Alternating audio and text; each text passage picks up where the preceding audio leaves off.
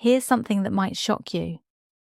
That exercise everyone's been telling you to do for better leg circulation after 60, it could actually be holding you back. Research shows that nearly 20% of adults over 70 are dealing with peripheral artery disease, and most have no idea until things get serious. We're talking about more than just cold feet or a little swelling. This is your body sending you urgent signals that your cardiovascular system needs attention. Left unchecked, it can lead to infections, dangerous falls, wounds that won't heal, and in severe cases, even amputation. After diving deep into the science of aging and movement and hearing countless stories from people navigating their later years, one truth keeps surfacing. It's not about moving more. It's about moving smarter. There's a specific type of muscle activation that kickstarts your body's natural circulation system, and most people have never even heard of it. You followed all the standard advice. You walk regularly, you elevate your legs, maybe you even bought those compression socks. But your feet are still ice cold. The swelling hasn't gone away. Stairs still feel uncertain. This isn't about making you worried. It's about giving you real answers. Because there's one part of your body that experts sometimes call your backup heart, and when you activate it properly, the transformation can be remarkable. So you've been told to just walk more, right? It's presented as the safest, simplest solution for circulation problems. And sure, on paper it makes sense.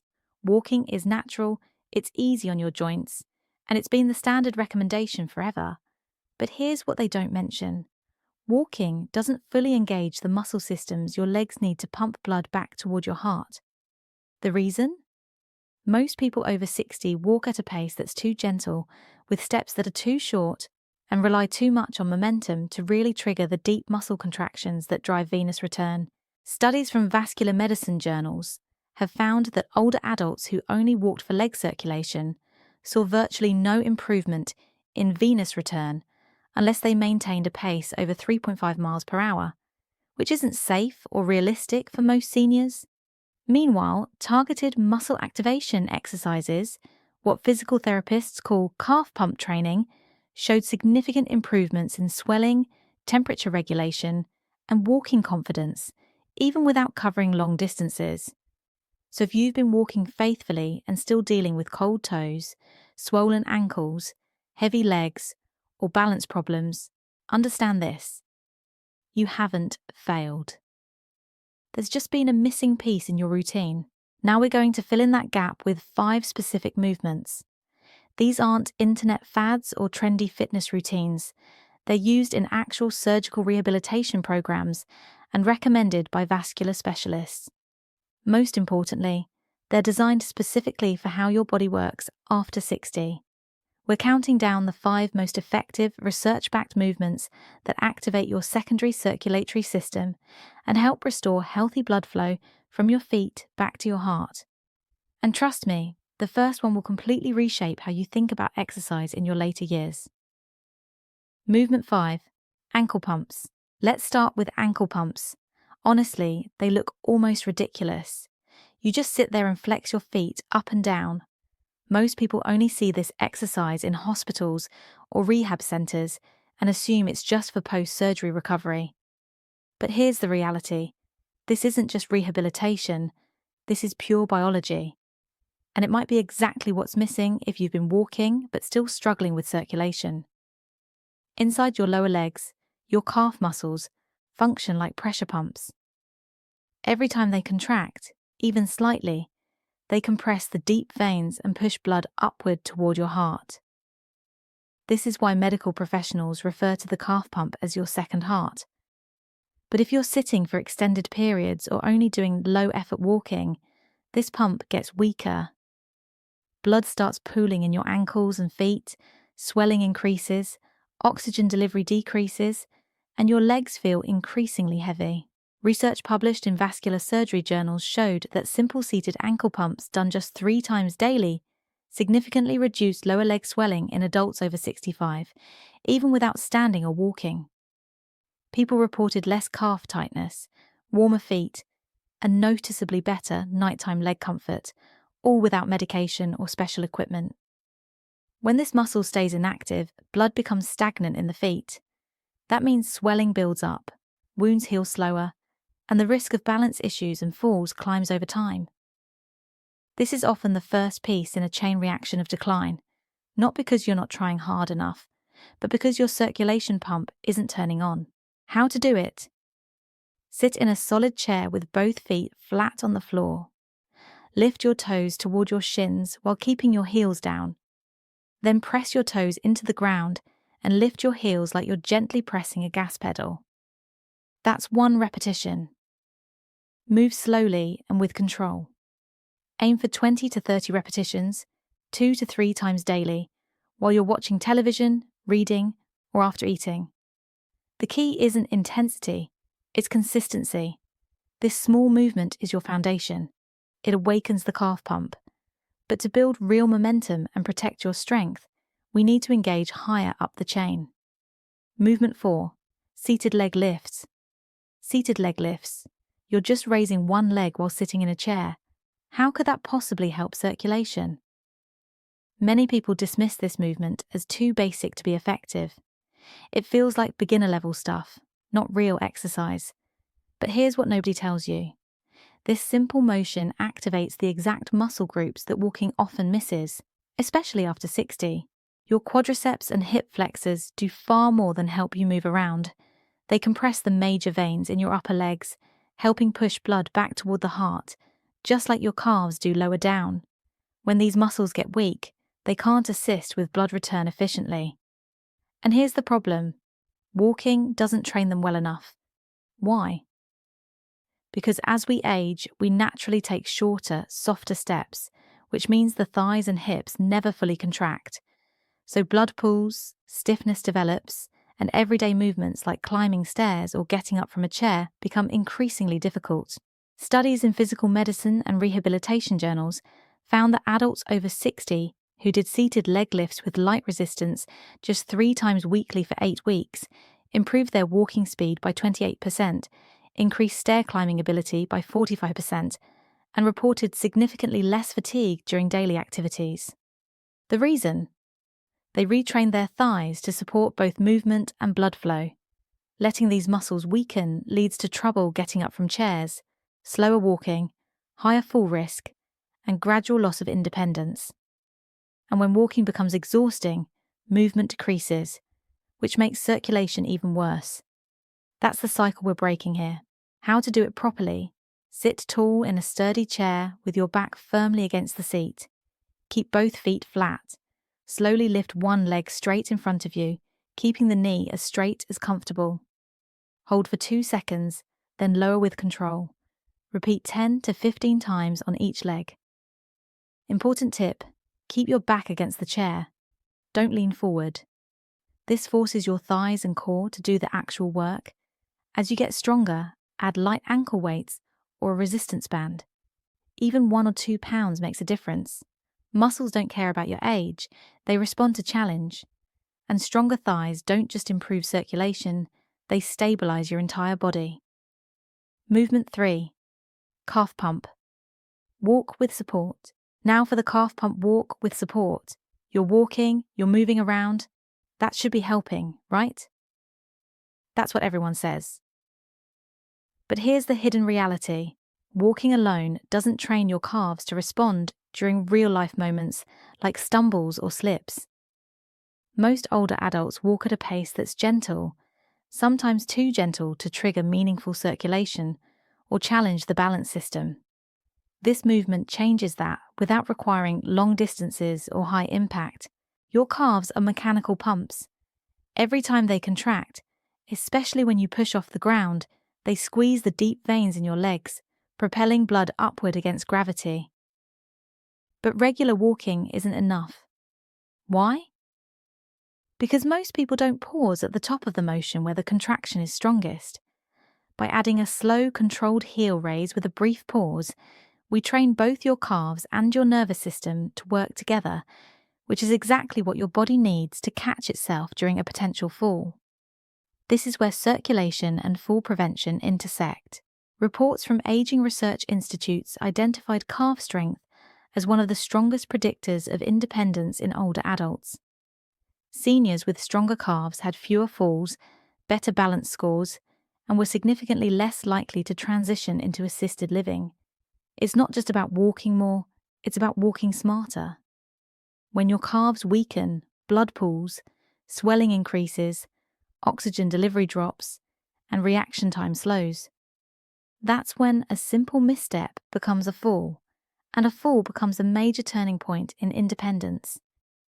You don't need to fear falling, but you do need to train for the moment it might happen. How to do it? Stand behind a chair or countertop and lightly hold on for balance. Rise slowly onto the balls of your feet, lifting your heels as high as comfortable. Pause at the top for 2 to 3 seconds, looking straight ahead, not down. Lower slowly over 3 seconds. Start with 10 repetitions and gradually work up to 20 to 25. The key is the tempo. Don't rush. That pause trains your calves and balance simultaneously. This movement rebuilds ankle stability, strengthens the calf pump, and retrains your nervous system, all in one simple sequence. Movement 2. Single leg balance. Single leg balance. Standing on one leg might sound like a simple balance drill, something you do at the end of a therapy session. But here's what nobody tells you. This one movement is among the strongest predictors of future falls, mobility, and even lifespan after 60. Yes, lifespan. And yet hardly anyone practices it because it looks too basic, too easy, not like real exercise. When you stand on one leg, your ankle, calf, hip, and core muscles must all activate together to keep you upright. But more importantly, they must stay activated, not just fire once. This creates sustained contraction, which keeps the calf pump engaged longer than during walking. And that means more blood flow, more oxygen delivery, and a more responsive nervous system. Plus, your brain is constantly making tiny adjustments to keep you steady, training your proprioception, your body's internal GPS. That's something walking simply can't replicate because you're never on one leg long enough. Large population studies referenced by aging research institutes found that adults who couldn't hold a single leg stance for 10 seconds were 3 times more likely to fall in the next 12 months, twice as likely to suffer a serious mobility loss, and had a higher all-cause mortality risk over the next 7 years. Why?